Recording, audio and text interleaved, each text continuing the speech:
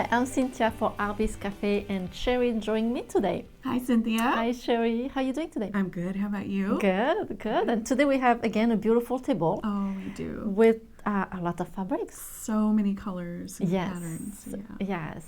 And this is something we've been finding is people are making a lot of jewelry with fabrics, and we were very excited also to do that. I have to say I was not as prepared for this episode because I got too excited about making jewelry with fabrics. So I was choosing my fabrics, my beads, and then I went in too many directions and I couldn't finish some of my projects. But I still wanted to show you what I was working on. Those projects are going to be finished by the time we get the video, but right now some of them are not. Get caught up in the creativity, right? Yes, and you did the same too. I actually. did, yes.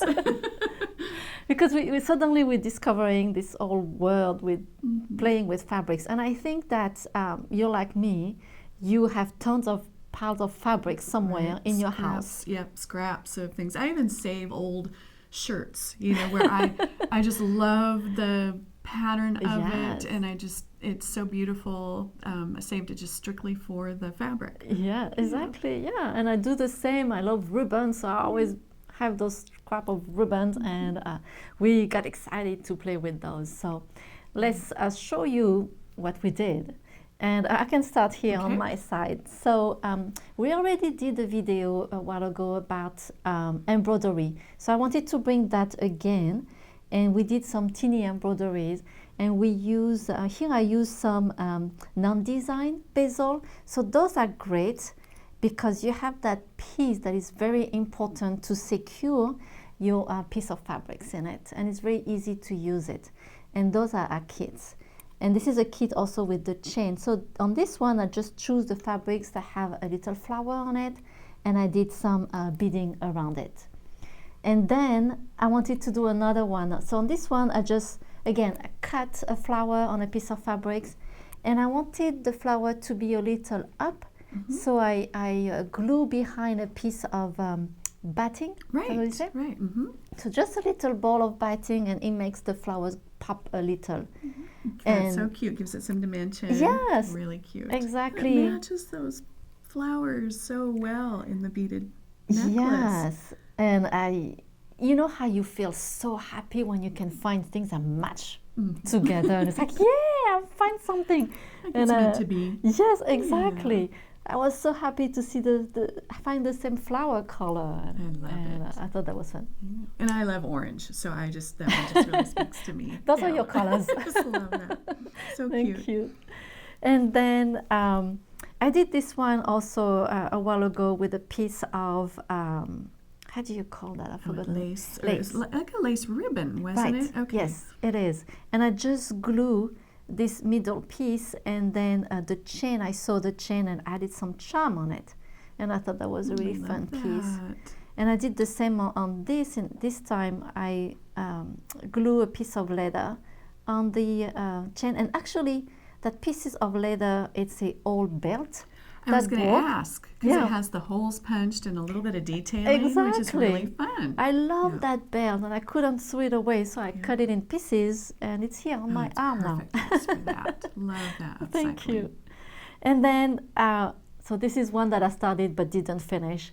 Love this little project. I just sew different pieces together. So cute. And I think we are both learning also how to do embroidery with floss. Yes. And this is an adventure that we're getting nuts with that. The colors that are available. So much fun. So much fun to work with. Yes, and what I love is you don't have to make it super neat. You can go crazy and do has something. That organic look. Yes. And here is again another project I wanted to show you. I love gluing things, so I was able to glue those 3 pieces. I wanted to do something a little more steampunk. And what I use in between, it's again the bead batting, because the cloth is very thin. So when you glue something or when you sew something, you really want some backing behind that. So this one is a little sturdier. Yes, yes. So cute. Love that dark. Yes. Love the dark gray with Not the sure what brass, I'm going to do with that, Ah. but to be continued. Right. And then here, this is, I just wanted to show how you can work with that. What I'm meaning is I wanted to do again another little pendant like that. So I used those, how do you call that? Frame or a hoop, an A embroidery hoop. right. Mhm. And what I did is I traced first the circle, and then I'm able to work inside the circle. But I love this little hoop because it really holds the fabrics, Holds it and really well. it's yes, it's really great. And then I started to do some flowers, and like I said, this is brand new for me, and oh my gosh, I love doing embroidery like that. It's way too much fun. And here I wanted to show you that I didn't make those, my sister did. And my sister is very artistic. She works with a lot of fabrics, that's her passion. And she does bags, and she paints on fabrics, and she sew. I mean, she does beautiful things. And this is a present that she came and gave it to me maybe 5 years ago. And she made that bracelet. And I love how she does things like that. She mixed different fabrics together. And then she made that really pretty necklace. And look what she made here. She made her own bead. Even the beads. So fabric wrapped, and Yes. then there's fiber going around the fabric with beads. Yes. Those are beautiful. Those are beautiful. I keep looking at those, and this is something I need to do too. So much fun. Very inspiring. Yes. And I love the mix, the way that she mixed the colors. I just love everything about that. It's really pretty. Gorgeous. And then again, she made this beautiful rose here. She is so talented with fabrics. She's really, really talented. But Cheri, That's fun. you made some beautiful things too.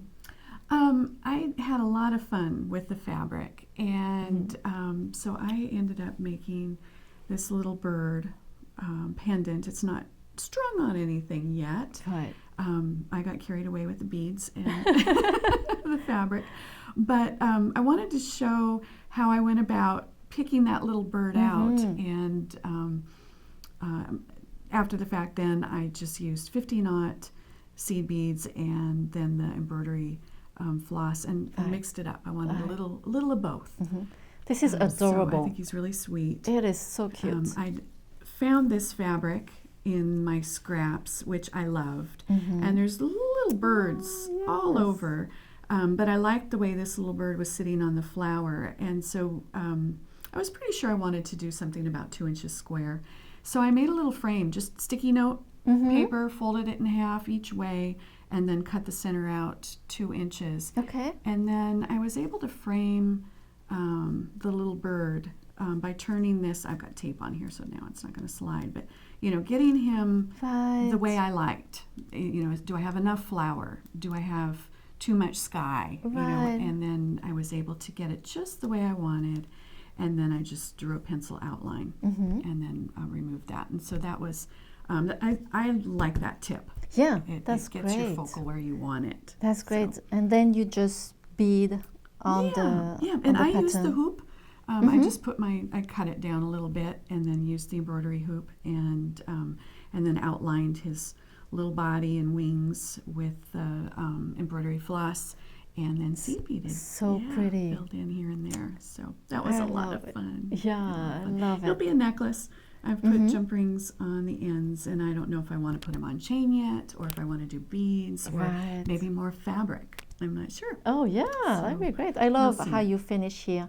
Yeah. This little drop. It's really cute. Well, Becky mentioned when I showed him part way, she said, "Oh, he looks like Labradorite," and I said, "Well, he does." So I put a little Labradorite bead in there to accentuate that. I just love that soft. So thank you, Becky. Yeah. And let's see, what else do we have going? I'm going to move this out of the way. This one. Oh, is one of right. your pieces. Yeah, so this is another piece. And again, I love gluing things, so I had to glue another piece. So this is just glue with some gem tack. Gem tacks was really well with fabrics. And I used some bead backing again. And I did just sew some bead on around it. Mhm. But I wanted to add some dangles too, and that's why I did the chain like So that. cute. And So fun. so that was pretty easy to do. Oh, love it. Love it with the antique chain.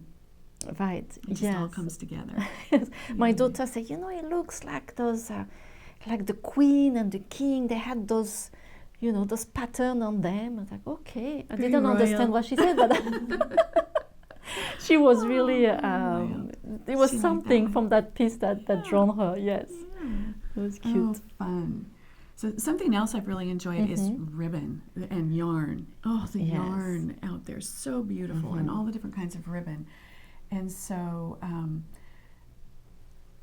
for these earrings, I just took little snippets of Love all it. different kinds of yarns and ribbons, mostly ribbon in this particular one, Right. and then added some beads Oh, you on did. some. Where are they? Oh, yeah. So There they're giving they it a are. sparkle. Yeah, just a little. Oops, just a little sparkle. Mm-hmm.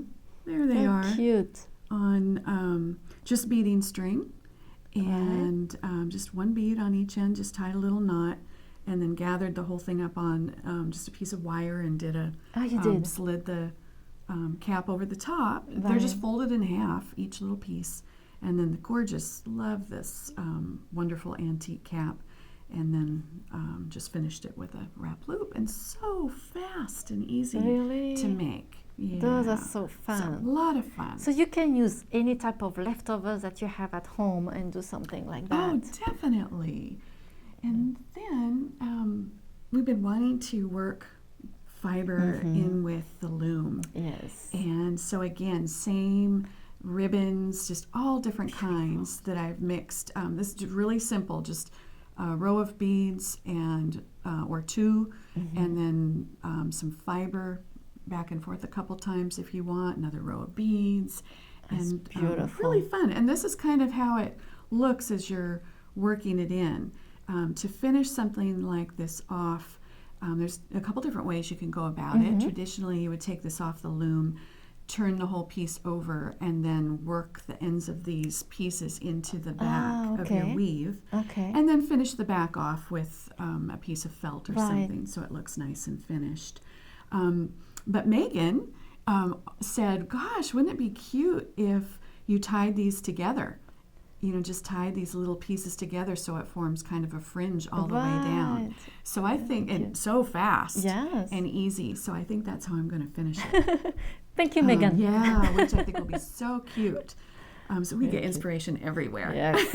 Yes, that's true. But you know, everyone in the office is looking at this bracelet. Yeah, Everyone goes, would that go? We all love it. It's so pretty. So fun. So I wanted to take a minute and show you how Yes. you actually work both weaving with the beads and the fibers at the same time. That's great. So as you're working with the beads and the fiber, what I've done is I have my regular needle threaded and secured to the loom just as if I were doing a whole piece just with beads. Right. And that's going to stay. I'm not going to cut it off and add it back on every time. Okay. I'm going to leave it on. And then each piece of fiber or ribbon is added separately. And because this is kind of random colors and ribbon, I'm just kind of choosing as I go. Okay. I've got a palette that I've picked. But to add the ribbon, what I've used is a big eye needle. And this is the kind that opens wide. Let's see if I can get that. Oops, how about glasses? Glasses will help. So I can show you can you see that? How wide this opening is on the needle there, and then you can insert your yarn or thread into that nice wide opening. Like that. So you can see it can take, it's running, that's how big that is. You can take that, it can take quite a bit. And then you're just going to weave this in and out of the threads. Okay. With the beading, it's a little different, but I'm just going to move the needle over and under each of the warp threads